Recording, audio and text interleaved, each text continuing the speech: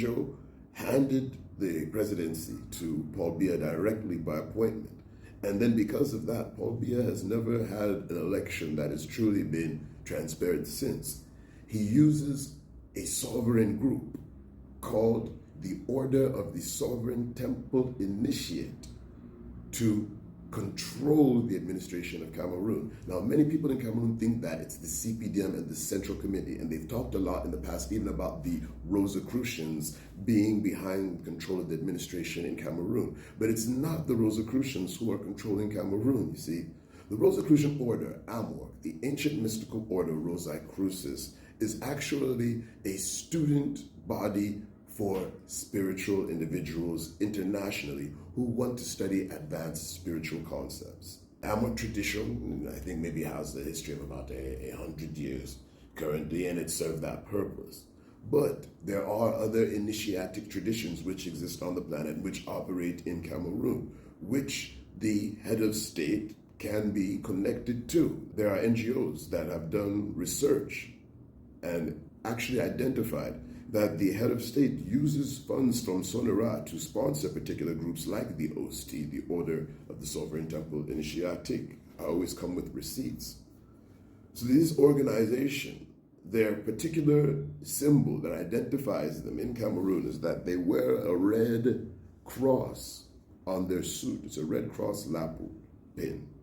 And when you're sensitive to identify that symbol, what shocked me, though I had been aware of this organization existing as a type of crypto government, a shadow government behind Cameroon's administration, I never knew that Clement Atangana, the president of the Constitutional Council, was also a member. Then when I started to look at this passing election, I looked at the Elecam board officials, and I realized that the OSTI, the shadow government, has key members strategically placed inside the electoral system. I realized then that this situation with Cameroon actually having a free and fair structured democratic election and even administration is going to be something that is next to impossible. I'm not going to get into all of the details of the history of the OSTI and its organization. You just begin to look at the individuals control administration right from France, from as far back as Mitterrand. There have only been 2 presidents in Cameroon, which is what makes this easy. You see Ahmada Hijo, and you see his photo, OSTI, the lapel. You see Paul Biya, even his early photos from the 1980s. See, lapel pin, OSTI. Then you trace all of the presidents from Mitterrand with Paul Biya till date, and you realize they have all been members of the OSTI. OSTI is a Gaullist tradition, which was initiated by Charles de Gaulle, who started the Franc-Afrique with the Brazzaville conferences in 1944 and 1958, which created the situation now where you see they say that over 60% of the reserves of former French colonial corporations, as you would call them, are being kept with the First Bank of France to stabilize its economy. All of these things are possible only because you see that there's a fraternity and group in the background which collects these men together, and women, of course, and allows them to strategically place themselves throughout various organizations and companies, countries all over the world, such that they can actually give a type of coordination and preservation of a status quo and tradition. Now, in Cameroon and in Africa, what becomes unique is that even within this group and its order and its structures, you call it an order, a sovereign order, they at times realize that there are certain members of the group who take the ideals of the organization beyond the capacity and excess of how the public should view. We have situations like with Ali Bongo, who is now currently in Angola on exile from Gabon. There was his cousin, actually, Colonel Nguema, who orchestrated the recent military transition that at least has created a situation in Gabon where new democratic reforms can be instituted, whether it's a revolutionary bourgeoisie movement to transition the country or not. You see, we have the comparison with the groups in AES, which we really see are nationalist revolutionary movements to create a genuine transformation, privatization of major land resources and mining and creating an infrastructure for the nation to actually generally create its own income and revenue, free from the clutches of France. In Cameroon, we have a situation where if Paul Biya is allowed to continue now, it is not because the international body of OSTI looks at his commandery in Cameroon as being legitimate. You see, the OSTI structure is not a system in which each commandery controls each other, though from the records we were able to find out that Paul Biya contributed about 40 million CFA francs for the purchase of the headquarters of this organization in Paris, France. I mean, these are the receipts. So we have an organization and individuals who, though they're not centralized, they do have influence because of their idea of sovereignty and coordination amongst each other, which Paul Biya in Cameroon, according to the maps that we see, where this organization has its jurisdiction on the earth, is given great autonomy and uses his affiliation with this order in Cameroon now to create a primary, though it seems secondary administrative structure behind the CPDM political party, behind even the administration in the country, because there are surely individuals who are members of OSTI in Cameroon who are not members of the CPDM party, able to work in the administration. So a lot of these things, I'll be very honest, my people, if you want to dismantle this system, it first goes with awareness, because it's clear that right from the beginning, they are never ever going to allow an election with their membership placed throughout the system to actually give the truthful, credible vote to the individual who defeats their fraternity member in Cameroon, Paul Biya. There'll be pressure internationally from other groups and commanderies that Mr. Biya should look for alternative ways to resolve the issue. But so long as his party and his membership knows in Cameroon that they are sovereign, as you see the minister in Tanganji reiterates, then you see that it will be impossible for Cameroonians to realize that they have a syndicate of gangsters who have hijacked their country. And if Cameroonians don't realize that their own individual sovereignty as citizens of that country is being challenged by this group, you see it.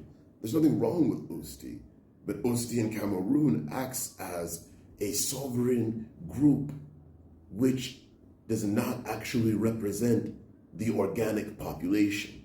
Because in a true democracy, it is not going to be that you have specific minority groups or organizations which then use their influence and position of membership to forcefully direct the administration and universal suffrage and determinations and decisions of the electorate to the outcomes that they want. I'll be very honest, this is more heinous than the U.S. Electoral College, if that's what the Electoral College is supposed to be. You have an individual, Clement Atanga, who just totally abuses the idea of stare decisis. I'm just going to say it like that. And we allow this to go on. And you see individuals like Sacharoma, because they operate at a higher level of understanding administration, people who are just party militants and, individuals in the neighborhood who don't grasp the fact of what their citizenship and individual sovereignty means to have the right to even be president in that country. Because they were born there, you have that right. To be entitled to you having medical services, to have basic roads for you to transport yourself upon, utilities that are all over the world that are common, internet, electricity, potable water. But you have a group that looks at themselves to be elite and above. And worst about it is that they are a Roman Catholic organization. You don't understand why Paul Biya takes his communion directly from the popes. You don't understand now why Pope Leo wants to come and say, oh, let there be peace. People don't make the connection because they're so deluded with the whole religious belief in that colonialism as enacted by the 1452 Doom de Versasses, which gave Christians the right to go against what they called heathens, to seize their land and commit them to perpetual slavery. The loss of sovereignty was first taken by the Roman Catholic Church. You have Dum de Versas, you have Pontifex Maximus, you have concepts inside the canon law tradition of terra irredenta, terra nullius, which gives a Christian the right to go to land which is not occupied by Christians, but is occupied by non-Christians, and seize it.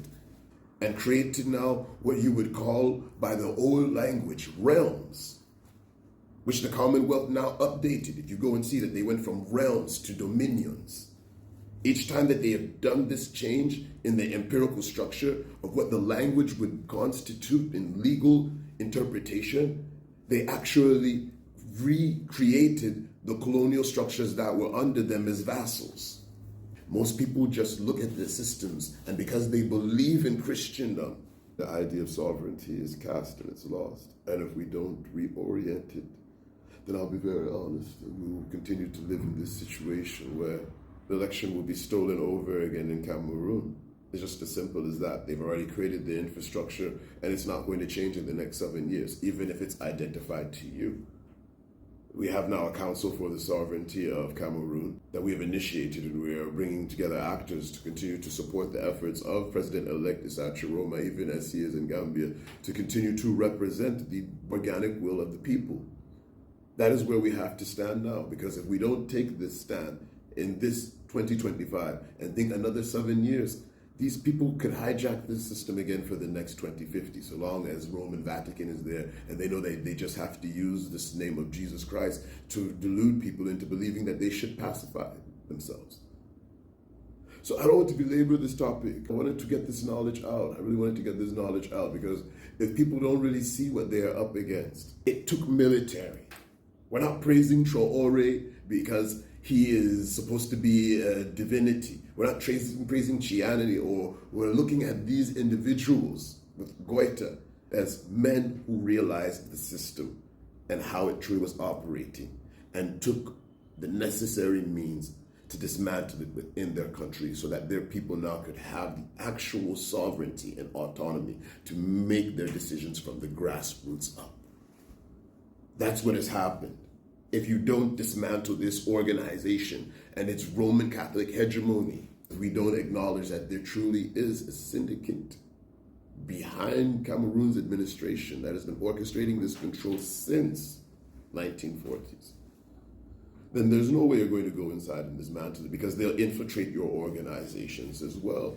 And now even President-elect Chiroma has to get this information. That's why I think it's important to divulge this out in these videos now, so that you should get this awareness. The situation is not as exactly what people think. You see it because you're dealing with the Christian Roman Catholic Church right from the Vatican. The Knights Templars served the Vatican, and then because their organization became so powerful, so King Philip and Pope Clement, they masterminded, I think was it the 14th century, so to have them banned and seized up their properties. And then they went underground, went into the UK, and they say from there they became the Freemasons, before they re-established now a revival Knights Templar group back in France again sometime after, which is when you see Napoleon rising. And they explain that the first national bank, even in France, was a Knights Templar organization. And these people were crusading to seize a land. And in seizing land, you're getting now capital.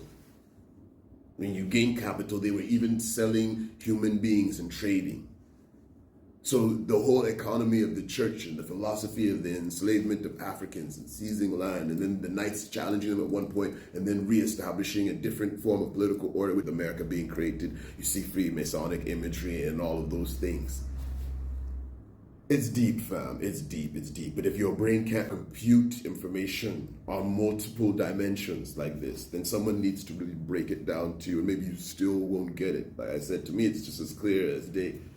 That's why I can make certain predictions about what I see is going to happen, and it always happens consistently. People in the circle of our ministry always comment and identify this to me, that my predictions are always consistent.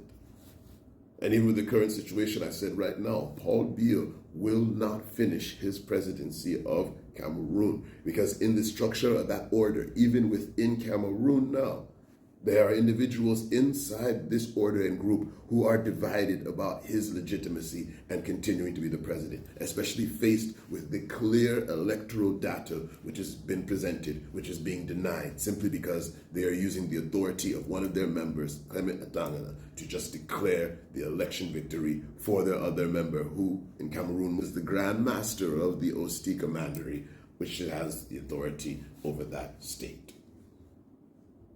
So it's their sovereignty that Atanganji keeps talking about. He's talking about the sovereignty of OSTI as a Cameroon commandery under Grandmaster Paul Biya.